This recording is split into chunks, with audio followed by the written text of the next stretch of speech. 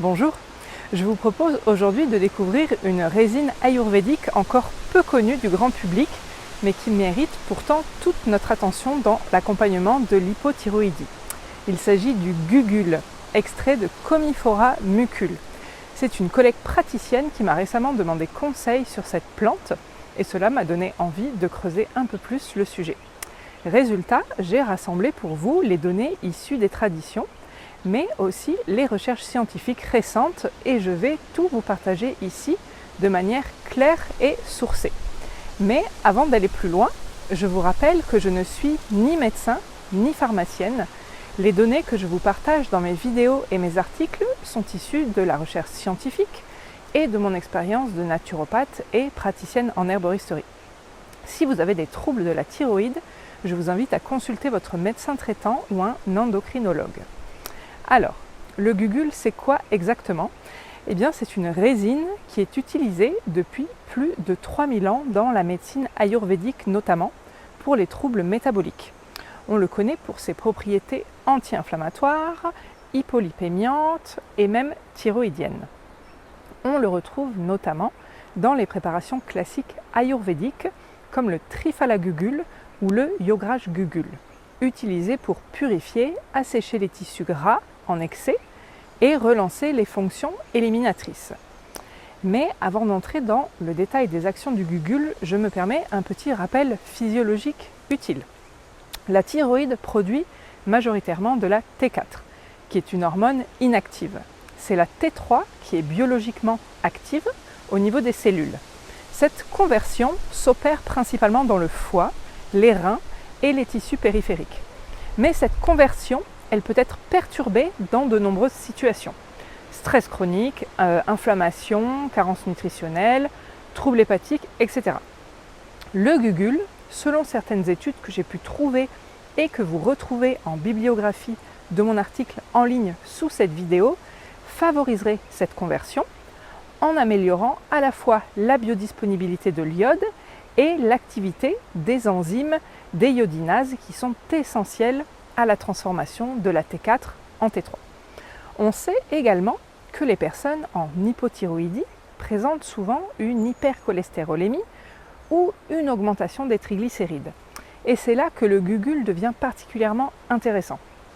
Les gugulstérones qu'il contient agissent comme des régulateurs naturels du métabolisme lipidique. Plusieurs études montrent qu'il peut diminuer le cholestérol total, réduire les LDL, faire baisser les triglycérides et prévenir l'oxydation des lipoprotéines. C'est donc une plante doublement utile avec d'un côté soutien thyroïdien plus prévention cardiovasculaire, ce qui est particulièrement pertinent pour un terrain hypothyroïdien. Dans la tradition ayurvédique, on dit que le gugul dessèche le kapha, c'est-à-dire qu'il réduit les excès d'humidité, de stagnation, de lourdeur.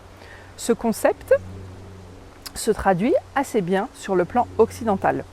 Le gugul favorise la lipolyse, c'est-à-dire l'activation des réserves graisseuses. D'autres études, malheureusement animales, ont montré que le gugul augmente l'activité des enzymes lipolytiques et favorise la mobilisation des graisses stockées, ce qui peut aider dans le cadre d'un accompagnement du surpoids lié à l'hypothyroïdie. Mais ce n'est pas tout. Le gugul est également un anti-inflammatoire naturel. Il inhibe certains médiateurs pro-inflammatoires, comme le TNF-alpha, et diminue les taux de CRP, la protéine C-réactive, qui est souvent élevée dans les maladies auto-immunes de la thyroïde, comme Hashimoto.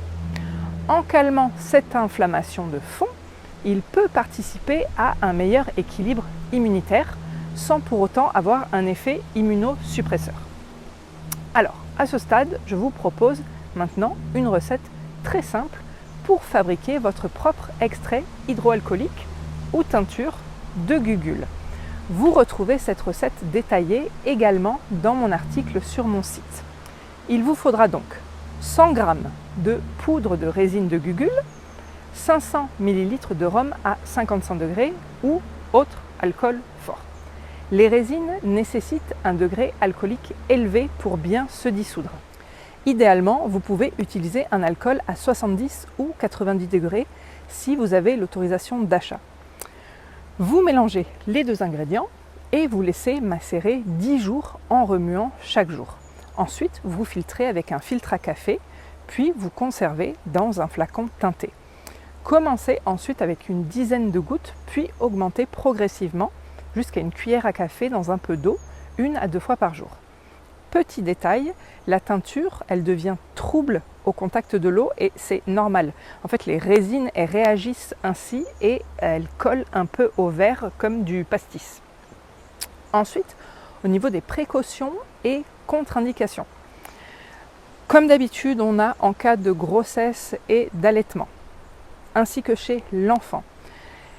Aussi, si vous êtes en hyperthyroïdie et en cas de prise d'anticoagulants, et chez les personnes très sensibles du tube digestif. Attention aussi aux réactions allergiques potentielles. Commencez toujours par une toute petite dose d'essai.